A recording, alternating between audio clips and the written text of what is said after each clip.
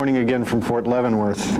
My name is Sergeant First Class John Broom. I'm one of the instructors in the Combat Studies Institute here at the Command and General Staff College. To my right is Dr. Mike Perlman, another one of our instructors and also one of the course authors for your M&S 610 course.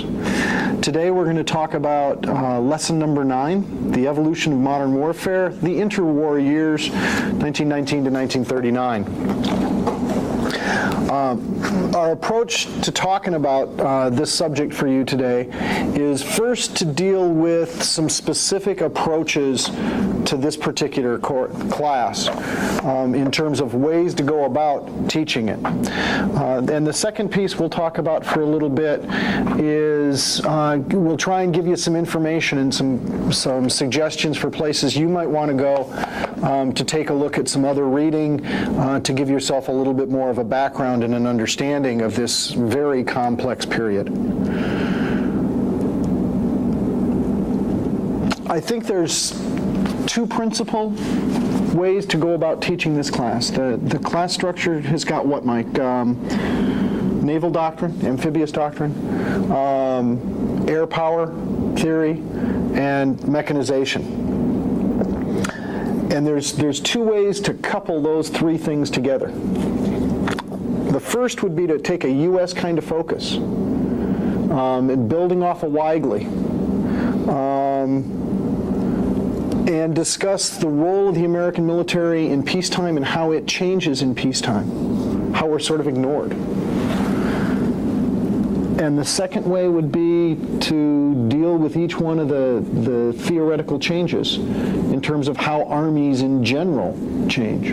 Or didn't change. Or didn't change. Really, I guess the focus is to say the problem of this lesson is that it's not simply an American topic, it's not a European topic, it's really in a sense a global topic. We're talking about the U.S. Army, we're talking about the U.S. Armed Forces, we're talking about European Armed Forces, we're talking about the British Commonwealth, we're talking about Japan, and perhaps we could even bring in China. What we've got here among virtually all these participants, with the exception of Japan, is the trauma of World War I, and how virtually everybody wants to say, we don't do that blank anymore.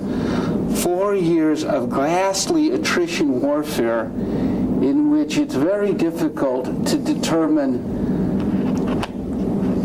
who's a winner, or if there's a winner. Or the winner in World War I is the guy who hits the canvas after the loser.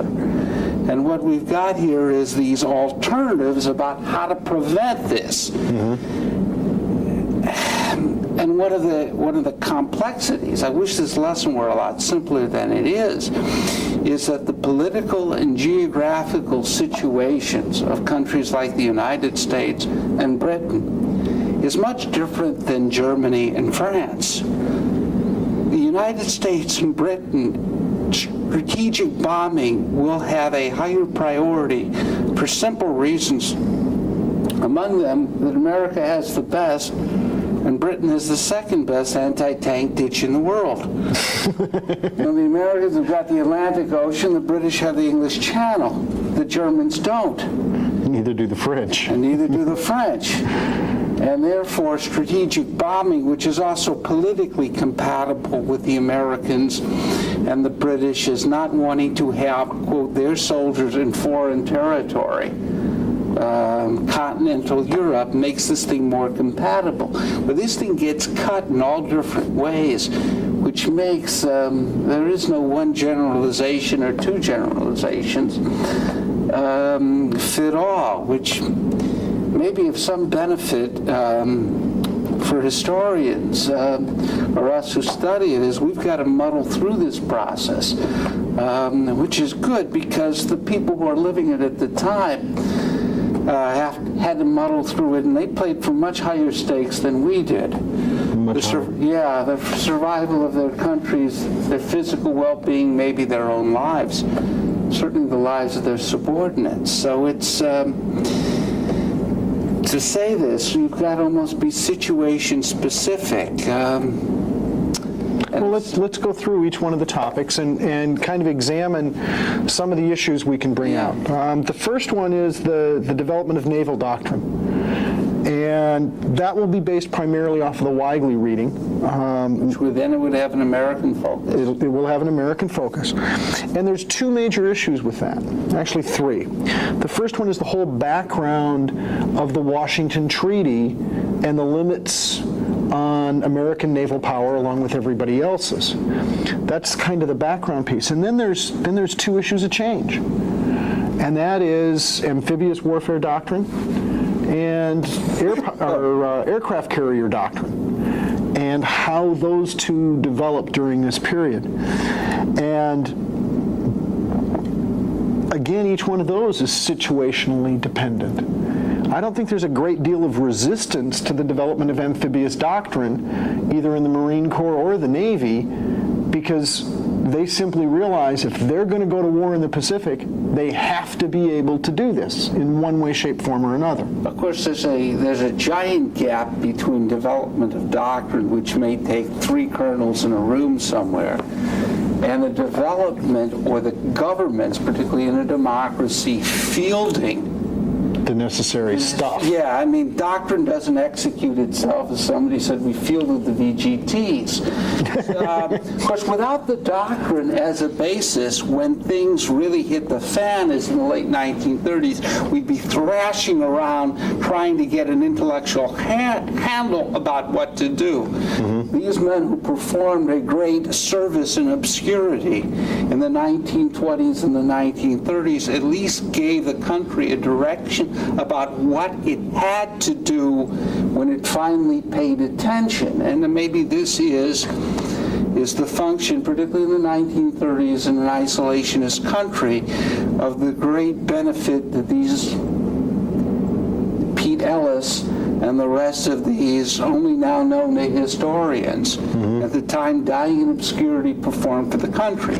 At least because they gave us that doctrine when the country became serious, it at least had a direction about what it would do if it became serious. Right, it thought through the problems. They thought through the problems they saw. Now, obviously, you can't do it in great minutia. In 1943 in Interwar, we found all types of problems in execution, which is where the rubber hits the road and where things become important, such as shore-to-ship communications. But at least we had the focus, and of course there's a terrible cost for experience where you find out it's these little things, the devil's in the details. But they got the orientation. Boy, we'd be in awful difficult shape. Pearl Harbor, if we said, my God, now, what? Let's fund the RAND Corporation and get a report in 6 years. Anyway, think about how to do it. Yeah. And the second piece of the doctrine kind of issue with the Navy is the rise of the aircraft carrier. And now with that one, there is a tremendous debate and struggle within the American Navy, and for that matter within the British Navy, and to a lesser extent the Japanese forces. A real struggle between the gun club and the battleship guys and the aircraft carrier guys. And it's not really clear coming out of the 1930s which one is going to be the war winner. So I'm sure experts in this topic can debate after the fact what's the war winner. There will be in retrospect, people who are typical, particularly in general, downplay the function of the battleship in the war. Remember, there is nothing that begins in World War II for the United States, no operation of any significance that doesn't begin with an amphibious invasion. And battleships are absolutely crucial for softening up the battlefield and giving fire support for amphibious invasions.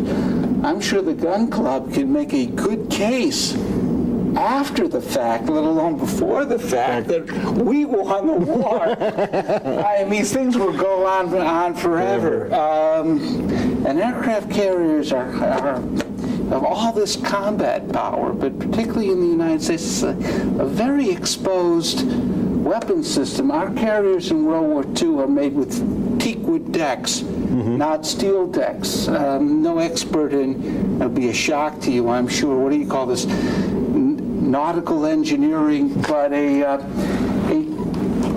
teakwood deck not only makes life bearable on an aircraft carrier because you're not living constantly at 110 degrees, but also allows you to have twice as many plates as a steel deck. The problem is this is a highly vulnerable system, particularly in combat when you're bringing all that fuel oil up on the deck. And a couple of hits on the deck will create secondary explosions. It's what happens to the Japanese aircraft carriers at Midway, which are also built on teakwood decks. And therefore, you've got this extraordinary jewel. I don't think there's anything comparable. It's in conventional warfare, in which you'd have so much. It's the magazine, it's the line of departure, it's all this enormous combat power congested and highly vulnerable. Makes this war really, there's some downsides about aircraft carriers. They're the prima ballerina have got to spend as much time worrying about them being hit, or more so, than using it, and many operations in the Pacific are essentially geared and operations rejected on the grounds that you're getting too heavily exposed aircraft carriers. You know, unlike anything else, those things go down. It takes 3 to 4 years to rebuild them, and you don't have them again for the rest of the war. That's it. This thing becomes, well, like any substantive issue, there is no right or wrong. And these guys are coming to grips with very difficult issues in the 1920s, and everything you can say for the aircraft carrier, I'll come up with just as good an argument for the battleship. And you can do it after the war, too. In fact, let's do it right now. The doctrine for the aircraft carriers evolves. They initially start out as an adjunct to the fleet, an aid to the fleet. Some sort of for the gun club? They're working as reconnaissance aircraft and then finally spotters. And one of the reasons for that decision is that there's no radar yet. The battleships themselves can fire further than they can see. Far further than they can see. So how do you adjust the fire at that point if you don't have any radar? Well, you put an airplane up there, and where can you get enough airplanes to do this for a fleet? You got to build an aircraft carrier. And then as soon as these guys start flying and start reading stuff like Billy Mitchell and Duhay and start thinking about, wait a minute, we don't just have to look for the bad guys, we can bomb the bad guys. Okay. And so the aircraft carrier's doctrine and role evolves over time. But it is a very, very interesting set of tensions between the two. And then you get to the point of, well, what happens if the other guy does manage to get through your carrier screen?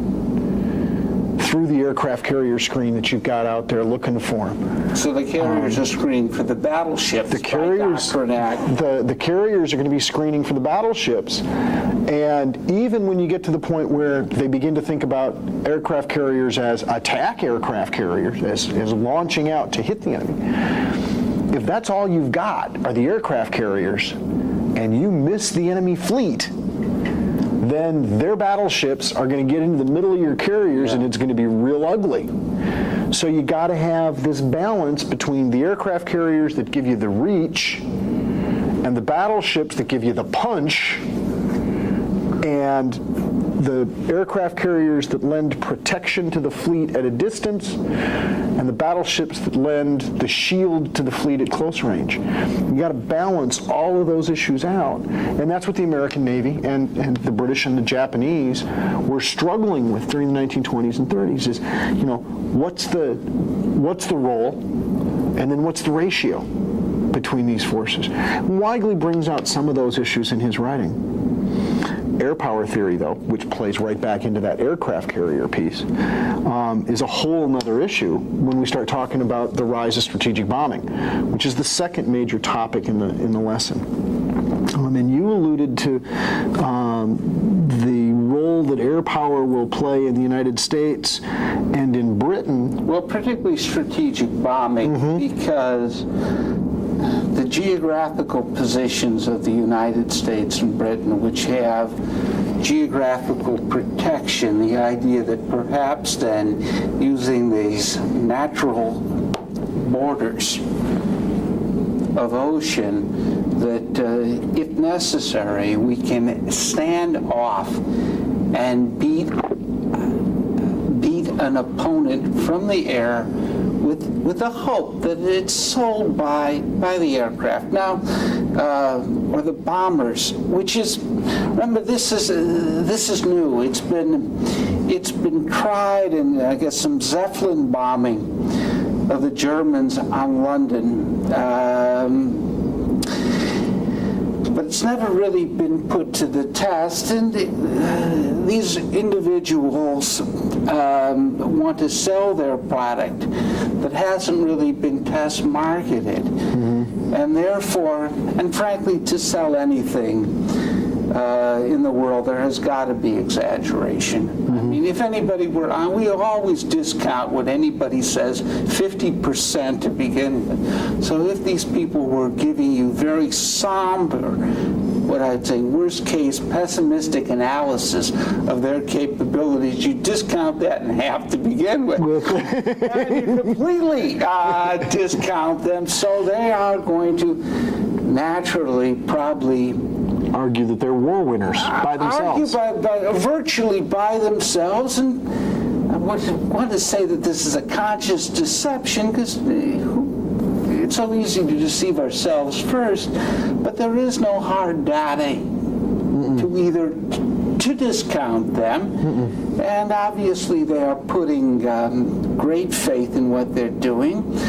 And there's other things, I'm not sure in the British system, but in the American system is where the Army Air Force is still a branch of the Army. Now nobody's being funded, but at least the Air Force can claim we've got martyrs, because they are taking off in these terrible planes, trying to land in these terrible airfields with virtually no communications.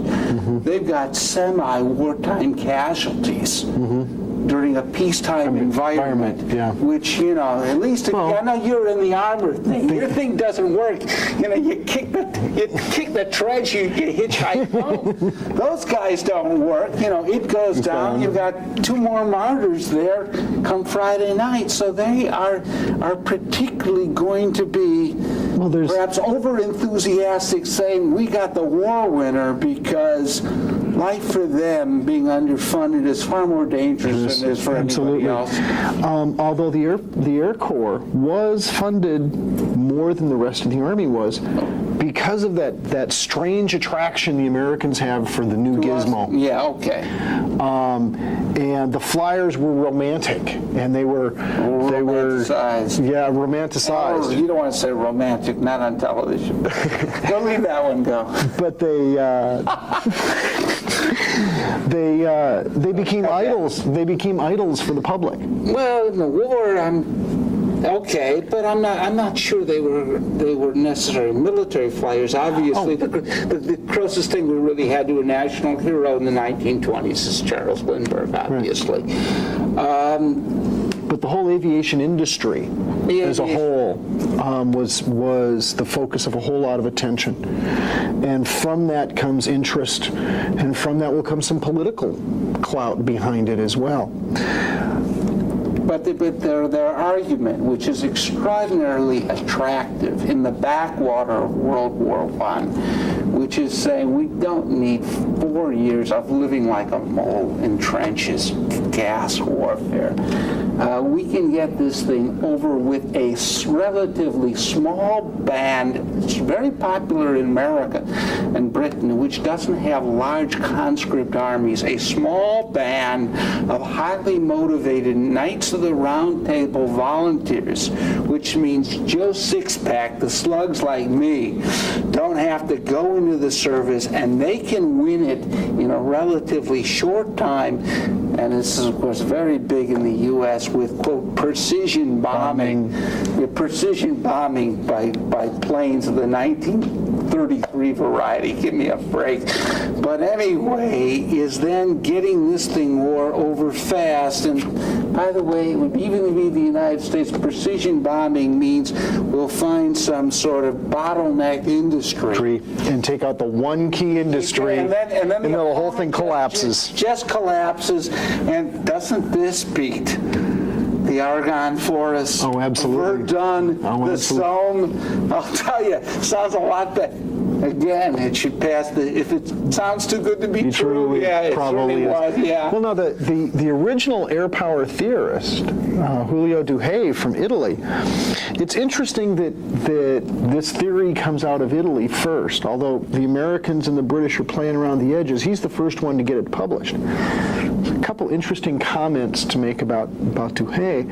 First is that he writes a theory that's held up fairly well for the last 100 years, or not 100 years, but the last 80 years, that, air power and air superiority can be pretty decisive, and he talks about, the impact of that. And although it's never really quite been fulfilled, people will argue that Desert Storm, was coming pretty close to proving it, et cetera, et cetera.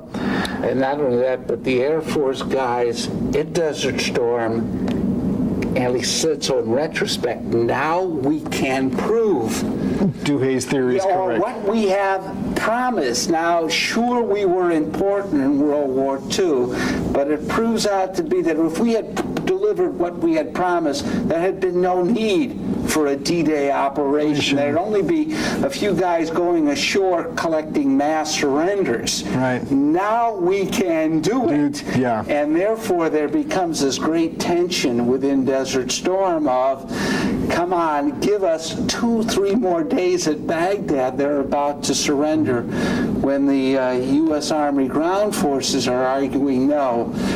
Sure, you made an extraordinary contribution, but you've now got to go into tank plunking. Give us close air support, which is, of course, what the Army, loves. the real Army, says has always been the function of the Air Force, whether they know it or not. But he builds this theory off of 5 or 6 years of experience. Whereas if you go back and you look at the naval theorists, Alfred Thayer Mahan, Julian Corbett, they're building theory based on thousands of years of experience. And if you look at the great theorists that the folks in this course are going to examine, Jomini and Clausewitz, they too have got this huge database to work from. This couple thousand years of land warfare. Is projecting, because he's got a new weapon system, and he is making a theory on what I project the Western systems will be able to do, not as of now, but in the future. Down the road. Yeah, and of course there will be anybody. He'll be talking about what this weapon system can do, but of course, and this is natural, anytime something becomes nearly that good as I projected, there will be just as much, if not more, energy and economic investment in coming up to a counter to that weapon system. Right. I mean, all right, I'm getting to the point where I now can perform as promised. It'll shock the rest of the world to come up with a counter. In the case of the British, radar, to protect themselves from the Germans. Defense. And air defense. So there's a whole lot of issues we can bring out as we talk about air power and air theory. And then there's, of course, the true love of my life, the whole mechanization issue. That says something about your life. Okay. the guys like J.F.C. Fuller, Liddell Hart, Adna Chaffee here in the United States, de Gaulle, the famous Guderian name that everybody seems to associate with the development of the Panzer Force. And here again, there's a lot of tension between the conservatives who are going, yeah, tanks are really nice, they're great for trench warfare, but we're not going to do trench warfare anymore, so they're not going to be real important. Interestingly, you mentioned these theorists, or I think you just mentioned 5 names, only one being a German. There are lots of the differences between ideas and a national commitment to practice the ideas. The British, who, if forced to go back to the continent, would much prefer strategic bombing. Fuller and somewhat hard are prophets who are much more honored abroad than they are in Britain. De Gaulle is an unknown colonel, virtually a kind of an irritant to the French General Staff, whose career is about to explode and die the minute the French win the Battle of 1940. Guess what? He's saved by the Germans. Chaffney, or else even in the United States, I guess his greatest disciple, Patton, spends his life, as he would say, in captivity to the doughboys. It is the infantry which runs World War World War II. The Fort Benning Mafia, George Marshall and Omar Bradley Eisenhower, his disciples. This is the difference between here in theory and in practice. In Germany, which pays far less, virtually no attention to strategic bombing. Their weapon of choice is the Stuka dive bomber to give close air support for armor. Is Germany's geographical position is, guess what? If we don't win the close battle, there is no other battle, and therefore the ideas, which are worldwide, anybody can choose them. None of this stuff is private. It's the Germans who choose to make this national policy, while these other things are ideas of theorists, but there will be no commitment behind this doctrine. I guess, well, you know the French much better than I do. It'd be interesting why, because they have the same geographic and political the problems that the Germans have. The Germans, however, for whatever reason, decide that maybe because they lost World War I, is that they will have to take the Guderians seriously, while the French have their own equivalent in de Gaulle, who is in effect turned out to exile. They go into World War II with a static defense, heavy, relatively non-mobile tanks, infantry team, no deep strike. I guess figuring that even, we won World War I, it was winning ugly. It was certainly nothing to be proud of in the history of warfare. There's no elegance there, but it worked. It was horrible, but we survived it. And any repeat, the Germans will crack before we do. They are a relatively small nation in the midst of the world. We win ugly wars of gross national product because we get the English as an ally, they get the Americans as the ally, we have the Russians or now the Soviet Union on the other side. Sooner or later, the elephant crushes, or the ponderous heavyweight, even if he's a plug, crushes the world-class lightweight just out of mass. Well, we can look at the case of Britain and France in particular, since they're the ones that the reading will focus on. And let's go back to the French for just a minute. There's some things that set the French apart from the Germans in terms of their strategic position. The French took tremendous losses in the First World War. Virtually half of the adult male population was wounded in one way or another, killed or wounded during the First World War. Their worst ones were in taking the tactical offense. Right, exactly. Every time they'd launch out on the offense in World War I, they were just massacred. So they developed a very careful technique toward the end of the war of very limited offensives, a lot of preparation, very, very methodical approach to the battle.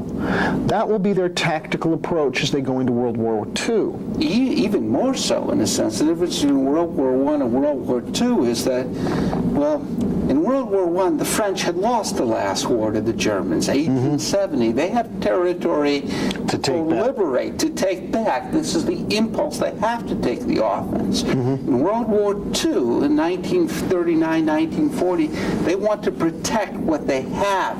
It is the Germans who have the political and strategic necessity to take the offense. So the French could say, lesson learned World War I is that he who takes the offense is just not a 3-to-1 disadvantage. Who knows to 8 to 9 to 1 disadvantage taking the offense. Let's sit back. In effect, to the point that we even have tanks, it's to get us to the point of battle. Very heavy, ponderous tanks going about the speed of straight-legged infantry, 3 miles an hour. And if we can hit the Germans then head on, or they can hit us, rather when we take our firing positions, we're going to stack them up like cordwood. I guarantee it. Well, there's some domestic and diplomatic pieces to why the French end up with this defensive doctrine. They've got a population of 40 million. The Germans have 80 million. So if France tries to fight Germany by herself, she's lost. She doesn't have the industrial capability on her own. She doesn't have the population base on her own. So she has to draw in allies. And it would look much better if I'm on the self-defense rather than taking the offense. I'll have this opprobrium that goes with it. Absolutely. But the French also figure that it's going to take some time to bring those allies in. And who are the two key allies? The British and the Americans. Both of whom who vow up through 1938 that we're never going to go to Europe again. Another one I guarantee. And they also have small professional armies. So if they're going to come to the continent, and the French are convinced that the situation will be bad enough that, yeah, they will. They need time to mobilize. It took the British 2 years to mobilize Kitchener's armies from 1914 to 1916 before they could put them en masse on the continent. It was about the same time period for the Americans. If we declare war in April of 1917, we really start fighting in August of 1918 in a big way. But even then, there's not a whole lot of Americans involved yet, and it's going to be the spring of 1919 before that huge American force is ready. That was the prediction. That's the prediction. So we need 2 years. If we're the French, we need 2 years for our allies to mobilize. We have to hold the line for 2 years. From that flows the Maginot Line. Then domestically, you have the whole issue of the revulsion against the war, the split between right and left, the inability to develop a major national consensus, a war exhaustion, small year groups that leads to a desire to save money, to economize on the army, which eventually will lead to 2-year terms of service, 18-month terms of service, 1-year terms of service, and finally 6-month terms of service. They're training soldiers and releasing them in 6 months. And therefore, what they can train them for, even at the best, is to defensive warfare. Yeah, is to get yourself in a bunker with a slit out the middle and pull triggers. And pull triggers. This was considered, as you say, France has got enough problems in the world with Germany, and they make their things even worse by politicizing their military defense posture. In other words, what is politically correct.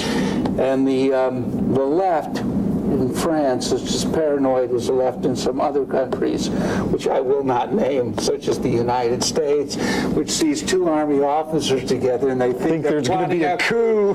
is that they do want to, quote, get in all the Joe Six-packs, rather than having this band of brothers in the armor units. A professional army. Yes, which can then do these deep strike operations, which obviously takes a career commitment and a career of training, is considered politically incorrect. It's far more compatible to a to have a people's army. Yeah, for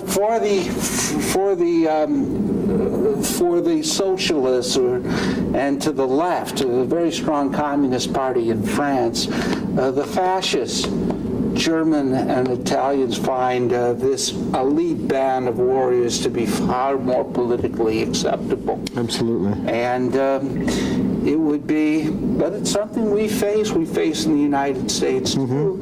I wish it didn't exist, that we could argue military doctrine on its military merits. It's instead of the political. Yeah, or what is domestically compatible. But by the time I grow up and face reality. The British also have some interesting problems as they look at developing an armored warfare theory or technique, and that is their imperial situation. You know, the idea of the elite band of brothers would perhaps work in Britain with their tradition of an all-volunteer professional long-service force. But who the opponents in the colonial war? The colonial empire that Britain holds has to be defended.